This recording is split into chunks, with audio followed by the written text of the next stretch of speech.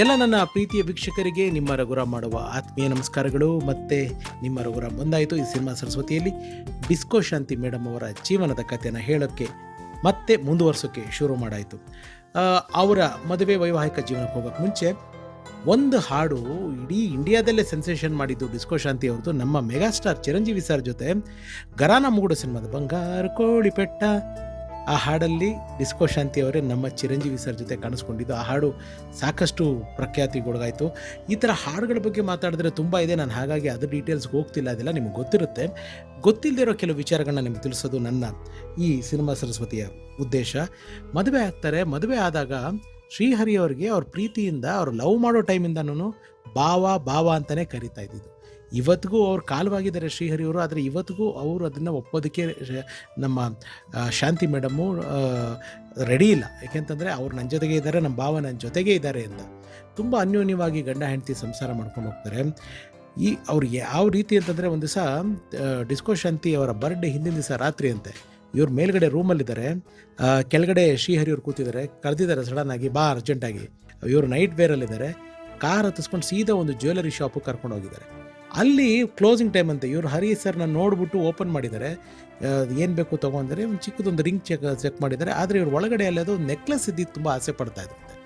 ಆ ನೆಕ್ಲೆಸ್ ಕಡೆಗೆ ಕಣ್ಣು ಹೋಗ್ತಿದ್ದು ನೋಡಿ, ಆ ನೆಕ್ಲೆಸ್ನ ತೆಗೆದು ಅವ್ರು ಗಿಫ್ಟ್ ಮಾಡಿದ್ದಾರೆ. ಅಂದರೆ ಇಷ್ಟು ಅವ್ರನ್ನ ಪ್ರೀತಿಸೋರು, ಅಷ್ಟು ಅವ್ರನ್ನ ಗೌರವ ಕೊಡೋರು. ಇಂಥ ಒಂದು ಚಂದದ ಸಂಸಾರದಲ್ಲಿ ನಮ್ಮ ಶ್ರೀಹರಿ ಸರ್ಗೆ ಮೊದಲನೇದಾಗಿ ಡಯಾಬಿಟೀಸ್ ಬರುತ್ತೆ. ಡಯಾಬಿಟೀಸ್ ಬಂದಮೇಲೆ ಸ್ವಲ್ಪ ಫುಡ್ಡು, ಅವ್ರಿಗೆ ಸ್ವೀಟ್ಸ್ ಅಂದರೆ ತುಂಬ ಇಷ್ಟ, ಈ ಕೂಲ್ ಡ್ರಿಂಕ್ಸು ಜ್ಯೂಸ್ಗಳಂದರೆ ತುಂಬ ಇಷ್ಟ.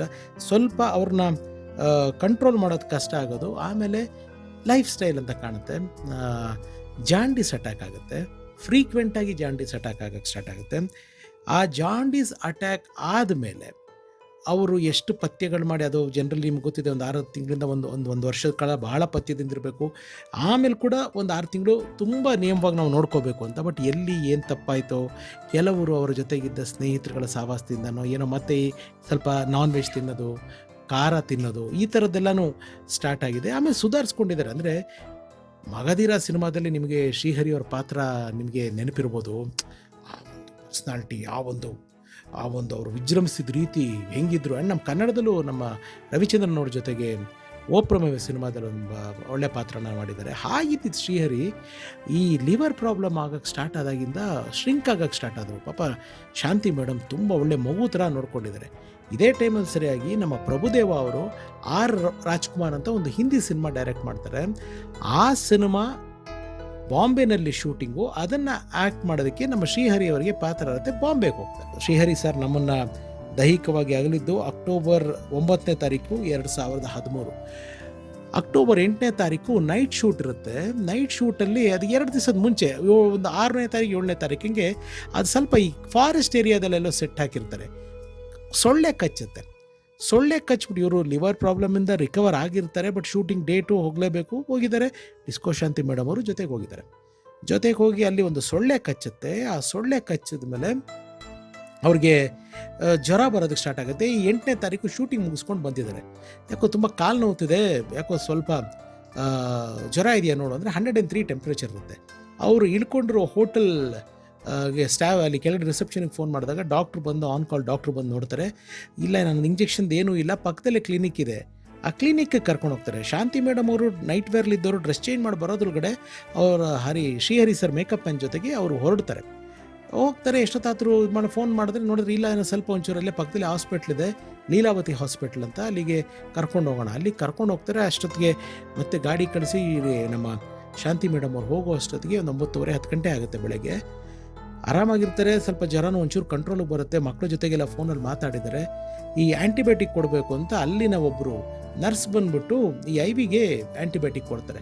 ಅದು ಕೊಡ್ತಾ ಇರೋಂಗೇನೆ ಬ್ಲಡ್ ಬರೋದಕ್ಕೆ ಸ್ಟಾರ್ಟ್ ಆಗುತ್ತೆ. ಇಮಿಡಿಯೇಟಾಗಿ ICUಗೆ ಶಿಫ್ಟ್ ಮಾಡ್ತಾರೆ. ಬಾಯಿಂದ ಮೂಗಿಂದೆಲ್ಲ ಬ್ಲಡ್ ಬರೋಕ್ಕೆ ಸ್ಟಾರ್ಟ್ ಆಗುತ್ತೆ. ನೋಡಿದ್ರೆ ಸಂಜೆಗೆ ಮನುಷ್ಯನೇ ಇಲ್ಲ. ಡಿಸ್ಕೋ ಶಾಂತಿ ಮೇಡಮ್ ಅವ್ರು ಹೇಳೋ ಪ್ರಕಾರ ಇಂಜೆಕ್ಷನ್ ಯಾವುದೋ ಒಂದು ರಾಂಗ್ ಇಂಜೆಕ್ಷನ್ನ ಇಂಜೆಕ್ಟ್ ಮಾಡಿದ್ದಾರೆ. ಅದು ಸೈಡ್ ಎಫೆಕ್ಟಾಗಿ ಹಿಂಗಾಗಿದೆ, ಇಲ್ಲ ಮಾತಾಡ್ಕೊಂಡು ಕೂತಿದ್ರು ಅಂತ ಹೇಳ್ತಾರೆ. ಬಟ್ ಮೆಡಿಕಲಿ ಏನೇನಾಗಿದೆಯೋ ಅದು ನಮಗೆ ಗೊತ್ತಿಲ್ಲದೆ ನಾವು ರಾಂಗ್ ಕಮೆಂಟ್ಸ್ನ ಮಾಡಬಾರ್ದು. ಕಡೆಗೆ ಡಿಸ್ಕೋ ಶಾಂತಿ ಅವರಿಗೆ ಈ ಒಂದು ಇದನ್ನು ಅರಗಿಸ್ಕೊಳ್ಳೋಕ್ಕೆ ಆಗಿಲ್ಲ. ಸಾಕಷ್ಟು ಜನಕ್ಕೆ ಸಹಾಯಕ್ಕೆ ಫೋನ್ ಮಾಡ್ತಾರೆ. ಸಹಾಯ ಅಂದರೆ ದುಡ್ಡು ಕಾಸಿನಲ್ಲ, financially they are very good, ದುಡ್ಡು ಕಾಸಿನಲ್ಲಿ ಚೆನ್ನಾಗೇ ಇದ್ದರು. ಈ ಸಂದರ್ಭದಲ್ಲಿ ಒಂದು ಮಾರಲ್ ಧೈರ್ಯವಾಗಿ ಪ್ರಕಾಶ್ ರಾಯ್ ಅವರ ಮಾಜಿ ಶ್ರೀಮತಿ ಲತಾ ಮೇಡಮ್ ಅವರು ಬಾಂಬೆಗೆ ಬರ್ತಾರೆ, ಶ್ರೀಶಾಂತಿ ಮೇಡಮ್ ಅವ್ರ ಬ್ರದರ್ಸು ಬರ್ತಾರೆ.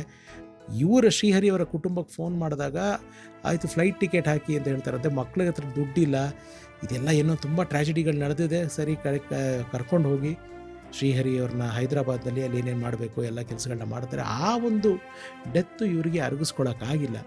ಸುಮಾರು ಒಂದು 4-5 ವರ್ಷ, ಅದರಲ್ಲೂ 2 ವರ್ಷ ತುಂಬಾ ಡಿಪ್ರೆಷನ್ಗೆ ಹೋಗ್ಬಿಟ್ಟಿದ್ರು.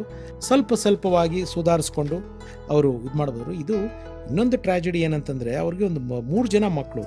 ಶಶಾಂಕ್ ಅಂತ ಮೊದಲನೇ ಮಗ, ಮೆಗಾಶನ್ ಅಂತ ಎರಡನೇ ಮಗ, ಅಕ್ಷರ ಅಂತ ಒಬ್ಬರು ಮಗಳು ಹುಟ್ಟಿ ಕೆಲವು ದಿವಸಗಳಲ್ಲೋ ತಿಂಗಳುಗಳಲ್ಲೋ ತೀರೋಗ್ಬಿಡ್ತಾರೆ, ಹೆಣ್ಮಗು ಪಾಪ. ಆ ಮಗುವಿನ ಆ ಸಾವಿನ ದುರಂತಕ್ಕೆ ಈ ಶ್ರೀಹರಿ ಡಿಸ್ಕೋ ಶಾಂತಿ ದಂಪತಿಗಳು ಅಕ್ಷರ ಫೌಂಡೇಶನ್ ಅಂತ ಮಾಡಿ ಬಡ ಮಕ್ಕಳಿಗೆ ವಿದ್ಯೆಯನ್ನು ಕೊಡೋದಕ್ಕೆ ಸ್ಟಾರ್ಟ್ ಮಾಡ್ತಾರೆ.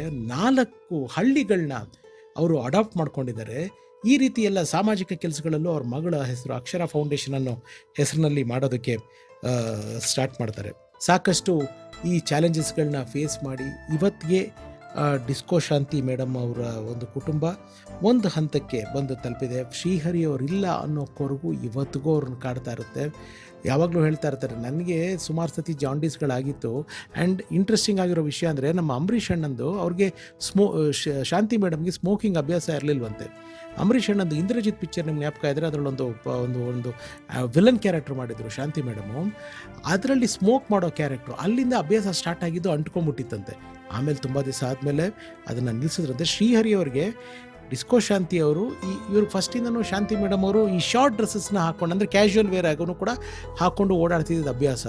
ಬಟ್ ಶ್ರೀಹರಿ ಅವರಿಗೆ ಅದು ಇಷ್ಟ ಆಗ್ತಿರ್ಲಿಲ್ವಂತೆ. ಸ್ಯಾರಿ ಇಲ್ಲ ಸಲ್ವಾರ್ ಕಮೀಸು ಇಲ್ಲ ಪ್ಯಾಂಟು ಟೀ ಶರ್ಟು ಈ ಥರದ್ರಲ್ಲೇ ಇರಬೇಕು ಅಂತ ಆಸೆ ಪಡ್ತಿದ್ರು. ಅವ್ರು ಹೇಳ್ತಾರೆ, ನನಗೆ ಸುಮಾರು ಸತಿ ಜಾಂಡೀಸ್ ಆಗಿತ್ತು, ರಿಕವರ್ ಆದೆ. ಆವಾಗ ಕೆಲವು ನನ್ನ ಒಂದು ಲೈಫ್ ಸ್ಟೈಲ್ಗಳು ಚೆನ್ನಾಗಿರಲಿಲ್ಲ. ಬಟ್ ಇವ್ರಿಗೆ ಈ ಥರ ಆಗಿ ಹಿಂಗೆ ಆಗ್ತಾರೆ ಅಂತ ನಾನು ಅಂದ್ಕೊಂಡೇ ಇರಲಿಲ್ಲ. ಯಾಕೆಂದರೆ ಅಷ್ಟು ಅವರು ಫಿಟ್ಟಾಗಿರೋರು, ಅಷ್ಟು ಅವ್ರ ದೇಹದ ಬಗ್ಗೆ ಕಾಳಜಿ ವಹಿಸೋರು ಅಂತ. ಅವರು ಇಲ್ಲ ಅನ್ನೋ ಸತ್ಯನ ಅರಗಿಸ್ಕೊಂಡು ಜೀವನ ನಡೆಸಲೇಬೇಕು ಅನ್ನೋ ಭರವಸೆಯಲ್ಲಿ ಬದುಕೊಂಡು 2 ಮಕ್ಕಳನ್ನ ಸಾಕ್ಕೊಂಡು ಹೈದರಾಬಾದ್ನಲ್ಲಿ ಸುಖವಾಗಿ ಸಂಸಾರ ಮಾಡ್ತಾಯಿದ್ದಾರೆ. ಅವರ ಪ್ರಾಪರ್ಟಿ ಕೂಡ ಚೆನ್ನೈನಲ್ಲೂ ಕೂಡ ಕೆಲವು ಪ್ರಾಪರ್ಟಿ ಇದೆ. ಇನ್ಫ್ಯಾಕ್ಟ್ ಅನುರಾಧ ಮೇಡಮ್ ಅವ್ರ ಮೂಲಕ ನಾನು ಅವ್ರ ನಂಬರ್ ತೊಗೊಂಡು 5-6 ಬಾರಿ ಮಾತಾಡಿದ್ದೆ ಇಂಟರ್ವ್ಯೂ ಮಾಡೋದಕ್ಕೆ. ಹೈದರಾಬಾದ್ಗೆ ಹೋಗಿ ಹೇಳ್ತೀನಿ ಅಂತ ಹೇಳಿದ್ರು, ಗೊತ್ತಿಲ್ಲ ಯಾಕೋ ಇನ್ನೂ ಅವರು ಸಂದರ್ಶನಕ್ಕೆ ಟೈಮ್ ಕೊಟ್ಟಿಲ್ಲ. ಬಟ್ ಅವರ ವಿಚಾರವಾಗಿ ಇಷ್ಟೊಂದು ನಾನು ಕಲೆ ಹಾಕಿದ ಮಾಹಿತಿನ ನಿಮ್ಮೊಂದಿಗೆ ಹಂಚ್ಕೋಬೇಕು ಅಂತ ಅನ್ನಿಸ್ತು. ಹಾಗಾಗಿ ಈ ಸರಣಿ ಮಾಡಿದೆ. ಇದು ಡಿಸ್ಕೋ ಶಾಂತಿ ಅವರ ಬದುಕಿನ ನನಗೆ ಗೊತ್ತಿದ್ದಂಥ ಒಂದಿಷ್ಟು ವಿಚಾರಗಳು. ಇದು ನಿಮಗೆ ಖುಷಿಯಾಗಿದ್ದರೆ ನನ್ನ ಶ್ರಮ ಸಾರ್ಥಕ ಅಂತ ತಿಳಿಸ್ತಾ, ಮತ್ತೆ ಮುಂದಿನ ಸಂಚಿಕೆಯಲ್ಲಿ ಇನ್ನೊಬ್ಬ ಕಲಾವಿದರ ಬಗ್ಗೆ ಮತ್ತಷ್ಟು ಮಾಹಿತಿಯನ್ನು ತಿಳಿಸ್ತೀನಿ. ಇದು ಸಿನಿಮಾ ಸರಸ್ವತಿ ಬೆಳ್ಳಿ ಪರದೆಯ ಸತ್ಯ ಕಥೆಗಳ ಪ್ರಸ್ತುತಿ. ನಾನು ನಿಮ್ಮ ರಘುರಾಮ್. ಸರ್ವೇ ಜನ ಸುಖಿನೋ ಭವಂತು. Love you all. ನಮಸ್ಕಾರ.